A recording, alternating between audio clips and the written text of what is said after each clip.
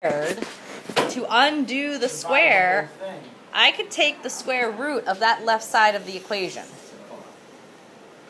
When I take the square root of this whole entire thing, the square and the square root are going to cancel each other out, and I will just be left with x plus 1. I don't write the parentheses in there. It just makes it, come on. There we go. So I'm just going to be left with the x plus 1. What I do to one side, I need to keep it balanced. So I need to do the same thing to the other side. Now, be careful. In your head, you're thinking, oh, the square root of 49 is 7. But what do we need to remember in this? We need to remember the plus or minus 7. Okay. Now, can you solve for that x? How do you get rid of the plus 1? Subtract 1 from both sides. Oh my goodness, there's a lot of stuff going on here. Now watch how I'm going to write this. On the left side, we're left with just an x. Now I'm going to write it as -1 plus minus 7. Now remember, in our quadratics, we usually get 2 solutions. Unless it's a perfect square trinomial, then the 2 solutions are the same solution. So how am I going to get those 2 solutions? I'm going to do -1 plus 7. What is -1 plus 7? So I get one of my solutions is 6. Then I'm going to do -1 minus 7, which is -8. What? -1 minus 7 is -8. So my x values are -8 or 6. Let's check our work. If I were to plug in -8 up here, what is -8 plus 1? -7. What's -7 squared? Is it 49? So that one checks. Now let's do the same thing for 6. What's 6 plus 1? What's 7 squared? Is that 49? Yes. So I know that my answers are correct. Okay? Alright. So what if... Well, I mean, you could, I guess. Think about them. It's not always going to be x plus 1. Right. What happens to this one when you take the square root of both sides? Yeah, so if it was x plus 1 squared equals -49, and you went to take the square root of both sides, we can't take the square root of a -49, so we write no real solutions. So remember, when you guys get to Algebra 2, you're going to learn about imaginary solutions.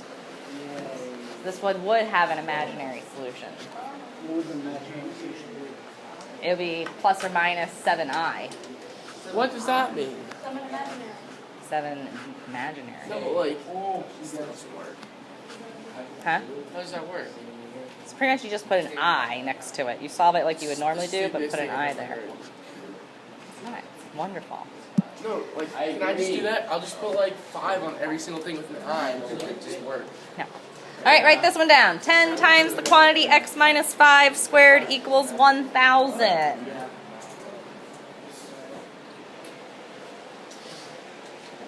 So is my binomial by itself right now? no, would you divide it? Yeah, we have to get rid of this 10 out in front first. Since it's 10 times my binomial, let's divide by 10.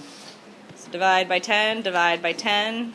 So now we get the quantity x minus 5 squared equals 100. Ooh, why is that nice? 100 is a perfect square, very good. So then when we undo the square by taking the square root, what do I get on the left? What do I get on the right? Be careful. Plus minus 10. Plus 10. When I move that 5 over, it's going to make it become a positive 5 plus minus 10. Okay, well now let's do some math here. What is the plus version? 5 plus 10 gets us 15. Now let's do the subtraction part. 5 minus 10 gets us negative 5. So my two solutions are negative 5 or 10. If we checked it, Wait, what? Hey, shit. not 15, sorry, thanks. Thanks, 15. Yeah, sad. We wrote it there. If we plug in negative 5, what's negative 5 minus 5? Negative 10 squared is 100 times 10, is that 1,000? Yeah. We do it for 15. 15 minus 5 is 10. 10 squared is 100 times 10 is 1,000. So we know we did it right. Okay? All right. Let's keep stepping up our game. 10 times quantity x plus 3 squared equals 200. What's our first move? Divide by 10. Why is this one not as nice?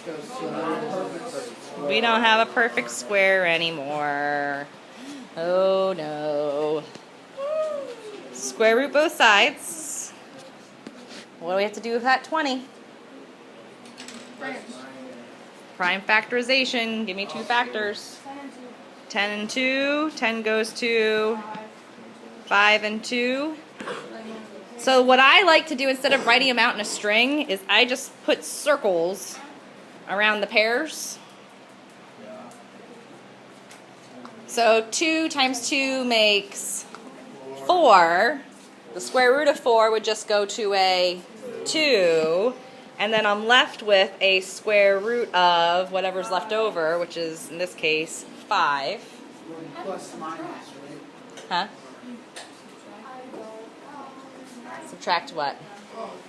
Do the x plus 3 and take this, subtract 3. Then when we get there, yeah. Don't forget the plus or minus. I heard someone say it. So now we have x plus 3 equals plus or minus 2 square root 5. So now, in my brain, what I like to think about is if I just move this positive 3 in front here, it's going to turn into a what? Negative. So I'm going to rewrite my answer as x equals negative 3 plus or minus 2 square root 5. Now, can we easily do negative 3 plus 2 square root 5 on our head? No, it's going to be some funky decimal that I can't even do. Negative 3 minus 2 square root 5, that is going to get some funky decimal that I can't do. So because we want our answers in simplified radical form, that is going to be your answer. Really? Yes. So you don't have to do the positive and the negative. You just leave it there in your answer. Okay? So we'll leave it as negative 3 plus minus 2 square root 5. Okay? Can we keep stepping up our game? Maybe. Maybe not. Let's see what we got. Write it down. 5 times the quantity x minus 7 squared Oh, plus 15. plus 15 equals 210. No. I divide that by 5. I also have to divide the 15. Divide by 5. Well, think about your ways you solve equations.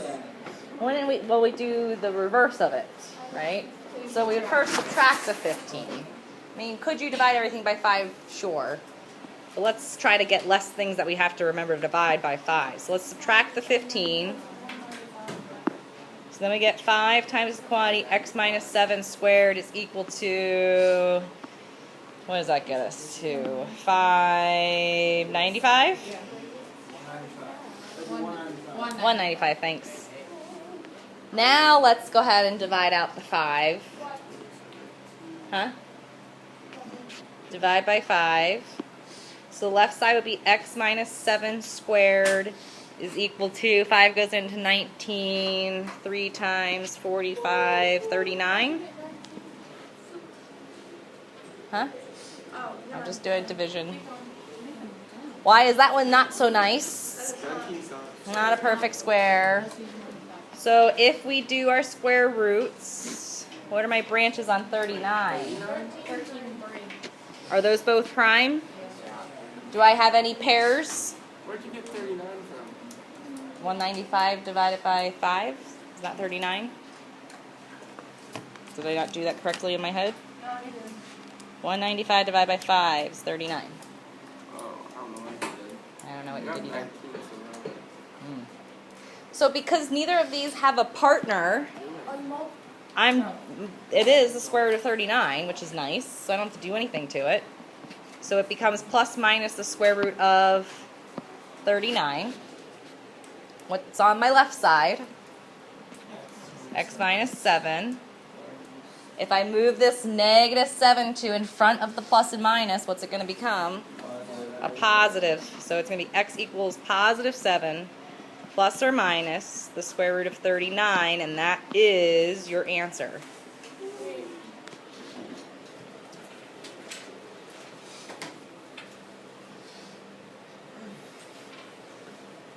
Three more. Ready? Too bad. 4 times the quantity 2x minus 3 squared equals 81. What's our first move? Yes, this one's not too bad. So then we get the quantity 2x minus 3 squared is equal to 81 fourths. Square root the whole thing, so square root the top and the bottom. So the left side gets me 2x minus 3. The right side gets me what? 9 divided by Plus or minus 9 halves. I understand this now. Good. You sure? Now it's our next move. Oh, add 3? Oh, Add the 3. So then we get 2x is equal to 3 plus or minus 9 halves. Ooh, this is getting funky. Is that the answer? Then we're going to divide all of that by 2. Do I have any radicals in here? No. No, so I can physically come up with the numbers, hopefully. So how do you think we're going to do this to get my 2 numbers that are the solutions? So let's first do 3 plus 9 halves. Well, let's to make it easier on ourselves, 9 halves as a decimal is 4.5, Yeah. right? So 3 plus 4.5 is 7.5, right? What's half of 7.5? So we get 3.75. Well, that's the plus version. Okay. If I was using my calculator, I would do 3 plus 4.5 divided by 2, and then get my answer. Whoa. That's really, I think this calculator's dying on me. I just hit enter and it came up with the whole screen, had question marks all across it with some random letters.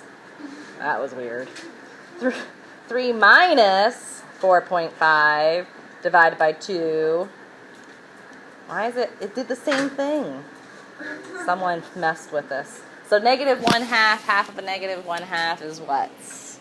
So 3 halves, so negative 3/4. Yeah. Right? I guess so. So negative 0.75. I guess Are those, so. Do the math. those are your answers? Yep, those are your answers. Alright. All right, 2 more. Here we go.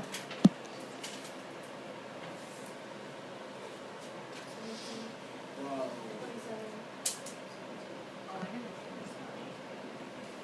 It was negative 0.75. All right, what are we gonna do first? Divide by 3. Why is this one not as nice as the other one? This 3 is not as true. 3 is not a perfect square. So now I get 81 thirds. Is 3 not 180? So now when we square, does 81, yeah, that does actually, doesn't it? 81 divided by 3 is 20. Oh, I think it's because my calculator's dying. So that is 27, so that one's not too bad. So we get 27? Okay. 27 is not a perfect square. 9 times 3. 9 is 3 and 3. How many pairs can he make? Just one of the 3, right? So what's that going to look like? And so this is going to go to a 3, and then we're going to be left with a square root of 3, plus or minus. What's on the left side? X plus 3. If I move this positive 3 in front, it's going to make it become a negative. So x is equal to negative 3 plus or minus 3 root 3. That one's got a lot of 3's, yep. Okay? All right. If you ended up with something with a negative, we say what again? No real solutions. Good.